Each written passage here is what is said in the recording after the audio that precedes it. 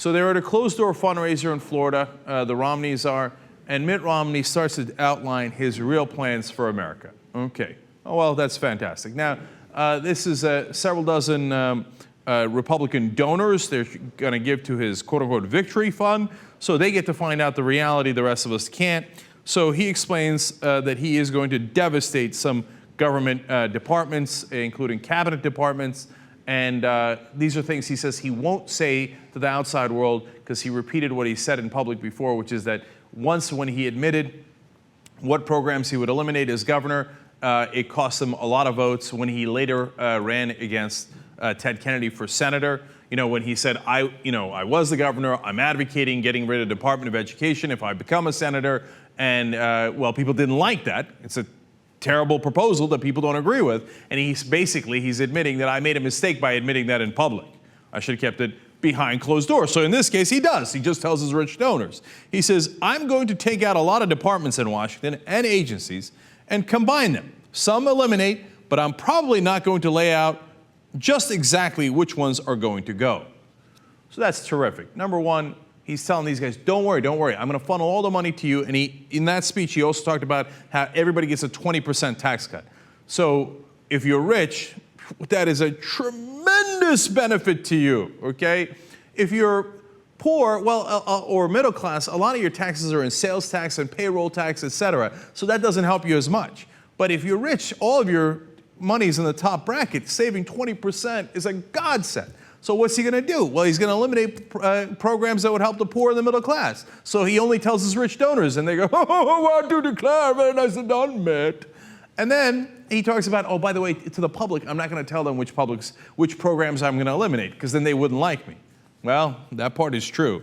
He goes on to be specific about one program, though. He says, things like housing and urban development, which my dad was head of, that might not be around later.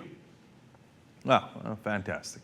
So, I mean, this is part of Romney's efforts to wipe out everything his dad did. His dad was, at the time, a liberal Republican, okay? And he was very engaging on the campaign trail and made the mistake of admitting something that wound up costing him the presidential primaries on the Republican side. So Mitt Romney thinks, I never want to make that mistake. My dad was too honest. I'm going to go the other way and be totally, utterly dishonest and keep everything secret. And since I'm going completely the opposite direction of my dad, what's with all these Republicans and their dad issues, right? He says, well, my dad actually headed HUD. I'm going to destroy HUD. Yeah, good for you. Like George W. Bush. Oh, my dad didn't go after Saddam Hussein. I'm going to go after Saddam.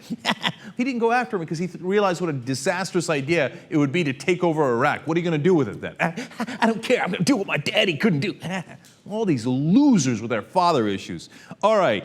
Then he goes on to Department of Education. He says, I will either consolidate with another agency or perhaps make it a heck of a lot smaller, but I'm not going to get rid of it entirely. Well, are you not merciful? We appreciate that. But you know why he says he's going to keep some of the Department of Education? He says, because I can use it against the unions. There's all those teacher unions. If we keep at least a small part of the Department of Education, it doesn't help educate anybody. What we would have left isn't for education. It's to intimidate the teachers unions, because we could use that money so that they do what we tell them to do. Oh, fantastic. I really appreciate the fact that you care about the kids in this country. But you know what? They don't have to worry. All the people at that closed-door event, they're all unbelievably rich. And so they all send their kids to private school. So of course they want to take as much money out of education as possible and put it right back in their pockets in the form of tax cuts. That's your kids, not their kids. They don't give a damn. And then one thing he finally realizes, it turns out, whoa, we're in a lot of trouble with Latino voters. So he says, quote, we have to get Hispanic voters to vote for our party. Well, that's true, but you're not going to, because you never did anything for them. And then he does this comical thing where he says, we have to have our own version of the DREAM Act. We'll call it the Republican DREAM Act. And what would that be? Their dream is to kick all the Hispanics out of the country. So that's the Republican DREAM Act, and I don't see how that gets you any votes. This guy is so full of hypocrisy. When he talks about President Obama, he says, well, look, you know what? I'm going to remind the Hispanic community that despite promises of comprehensive immigration reform, President Obama actually fell short in passing legislation. Well, I'm glad you're reminding them of that. You want to tell them why? Okay, now look, I thought President Obama should have tried so much harder. I don't think he tried very hard at all. I blame him for that entirely. Okay, now, when he did try, what happened? The Republicans in the Senate filibustered it. They quashed it. They squashed it. They killed it. So you're going to remind people, oh, you see how President Obama couldn't do immigration reform? Because we killed it. It's Obama's fault. It's Obama's fault. Shut up. You're such a liar. Yeah, it's Obama's fault for not fighting you bastards nearly enough. And then you're going to go to Latinos and say, hey, remember how I killed your dreams? But I want you to blame Obama for it now. Piss off. Okay, I hope that's what the entire Latino community tells them.